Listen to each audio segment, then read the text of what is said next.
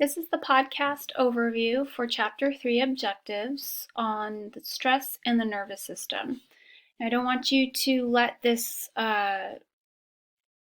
fool you into thinking that there isn't much here. I know in previous chapters we've had a lot more objectives than you see here. We have got 8 here, but these are really, each one of these are very multifaceted. So in order to explain any one of these objectives, you're going to be going into greater detail.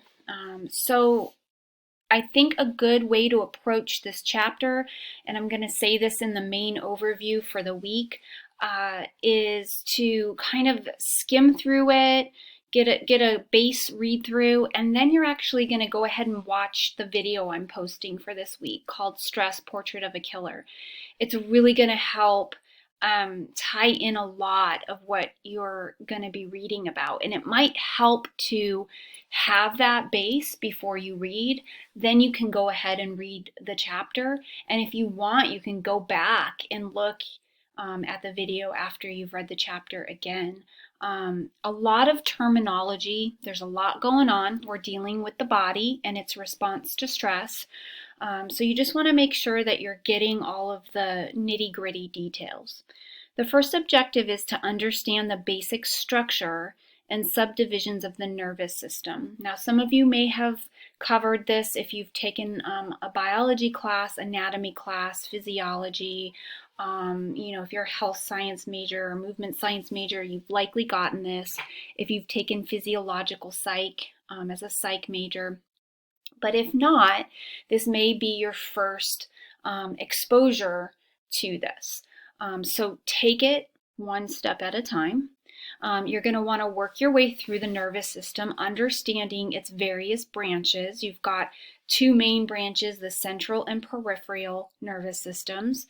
The central nervous system is what comprises of the brain and the brainstem. You're going to want to be able to break down the parts within each. So what are the different parts of the brain?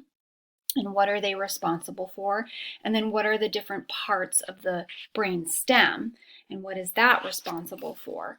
And you'll see that there's a lot of that in the first few pages of the chapter.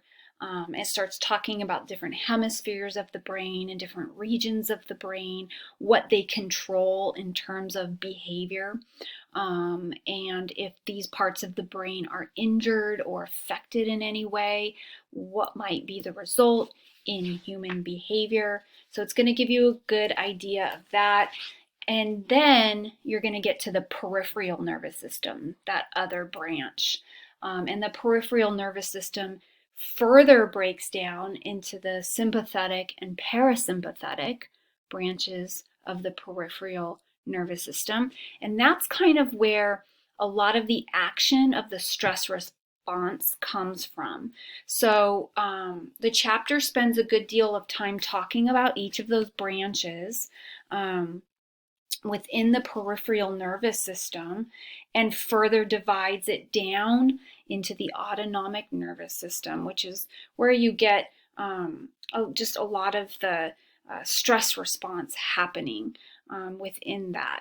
And so you want to make sure you have like a good visual understanding of this, and the book is really good at that. It has a breakdown of everything, but there's also some really great graphics if you just Google search it on the peripheral nervous system, on the autonomic nervous system. That might help you just to visually get a sense of what this all means. And there's a good chart on page 71. I think if you can kind of pin that up somewhere or copy it or whatever in your notes, it's gonna be helpful to refer back to that as you're reading through. It gets confusing. Oh, what branch are we talking about here? What subdivision are they referring to? So just make sure that you kind of use that little cheat sheet handy as you're reading through and understanding, the nervous system breaks down into the central and peripheral nervous systems. And then within the peripheral nervous system, you've got the somatic and autonomic.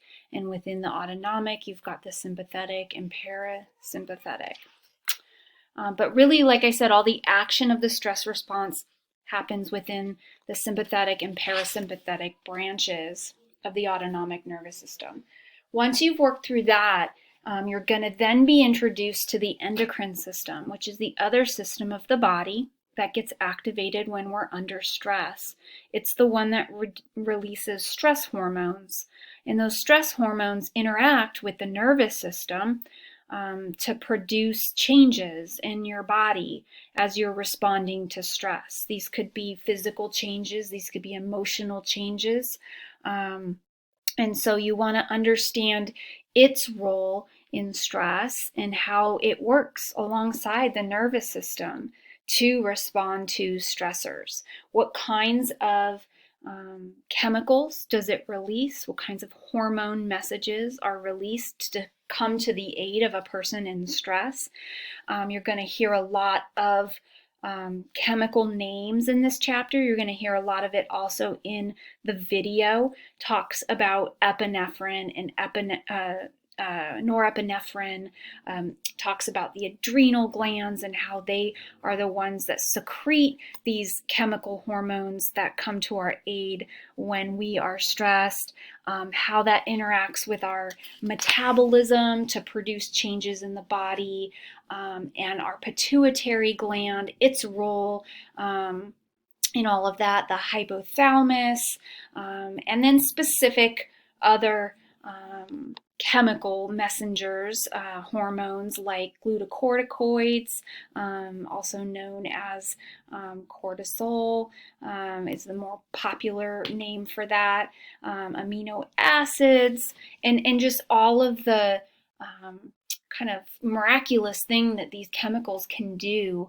for the good and for the bad in our body. So you'll work through that. You take a look at the sympathetic adrenal medulla axis. This is just a kind of a three-prong axis involving these three areas of the brain and nervous system that are activated when under stress, and then the hypothalamic pituitary adrenal axis, which is also known as the HPA axis. These are just like, it's like a feedback loop. Each of these is a feedback loop. These three work very closely together when we're under stress, and these three work very closely together when we're under stress, understanding that. And then the thyroxine axis also thyroxine is a strong hormone that over time can almost double your basal metabolic rate. And those changes occur over time, but it's as you're being stressed, it's your body responding, your biological systems are responding to that stress to increase your metabolism and tell you to do certain things in your body to keep up with the pace of what you're feeling. And that can degrade your body over time. All right, and then we'll take a look at a really interesting topic, which is the nature of traumatic stress.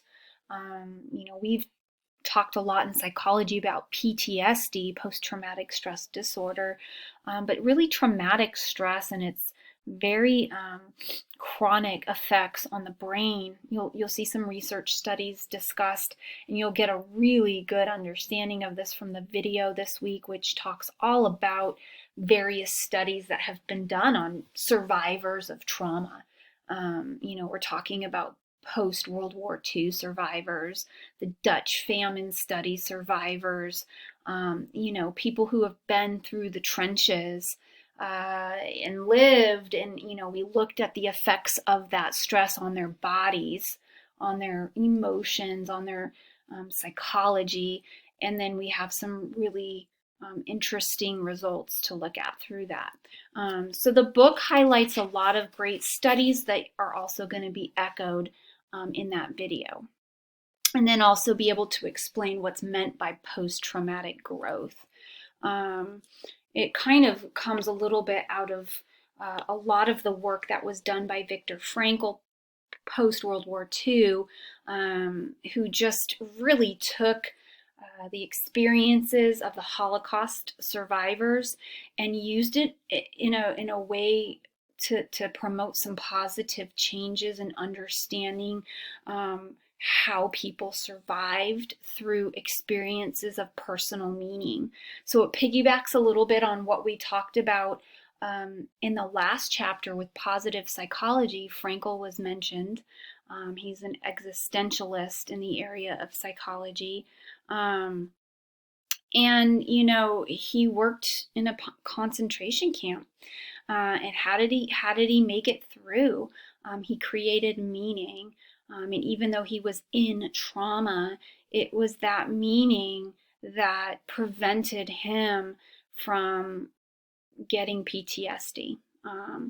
And so he experienced post-traumatic growth. And he goes on to explain a little bit of that. And the chapter defines for you what are the key elements in post-traumatic growth. Okay, so I think that basically covers it. There's a lot of key terms and concepts in the book. You can take a look at that in the back of the chapter. Again, note cards are a good idea here. And, you know, not looking at each thing individually, but really how it all comes together, how it all intertwines. Not one thing alone gives you an understanding. It's really understanding how they all work together. And again, I just, you know, don't want to be too repetitive, but really want to zone in on the video is amazing. It's so good. So please take a look at that. Watch it over again if you need to, or certain parts of it again, just to understand a lot of the terminology I think will help for this.